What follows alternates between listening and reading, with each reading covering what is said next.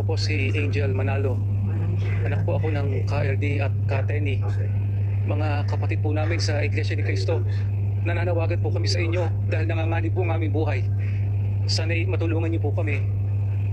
Sana po ay pakinggan po rin ninyo ang panawagan ng aking ina, ang kapatid na Tenny Manalo. Maraming salamat po.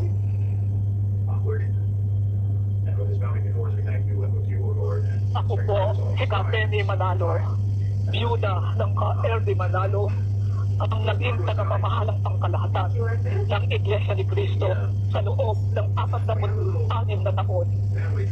Ako'y nananawagan sa aming mga kapatid sa Iglesia na tulungan ninyo kami dahil may pangalip sa aming buhay. Saklolohan ninyo ang aking mga anak, si Angel at Lottie, at ang kanilang mga kasama. Tulungan nyo rin ang mga ministro na dinukot at hanggang ngayon ay hindi pa nakikita.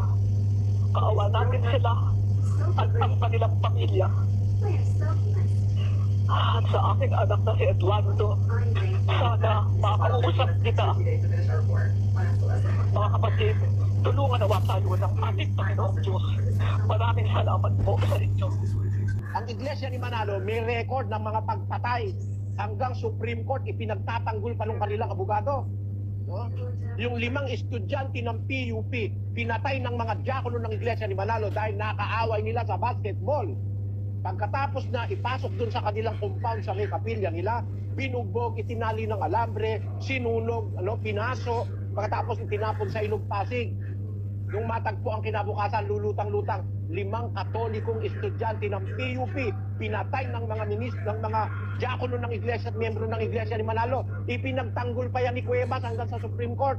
Pero napatunayan, sila talaga pumatay. May record niyan. Supreme Court's Report Annotated, Volume 339, August 28, 2000. Ang titulo ng kaso, People versus Abela o Abelia. Ay, tatago nyo pa ba yan? Nakarating sa Supreme Court yung pagpatay nyo. Tapos nagmamalinis. Dinudungisan ni Soriano ang magandang pangalan ng Iglesia. Ano magandang pangalan nyo? Iglesia ni Cristo, magandang pangalan. Tao nga yung Cristo mo. Paano naging magandang pangalan ng Iglesia ni Cristo mo? Ay, may kwento lang ako. May naalala kasi ako, yung panahon na Iglesia ni Cristo din po ako. Nung panahon ni Iglesia ni Cristo na yon, nagkaroon sila ng something yung INC, yung sinasabing mayroon daw korupsyon sa loob ng Iglesia ni Cristo. Ngayon, iimbestigahan sana yan ni Laila de Lima. Pero yung ginawa namin, nag-rally din po kami doon sa may Quezon City ba yun? It's din ata yun. Basta ganun, nag-rally po kami. Sa madaling salita po,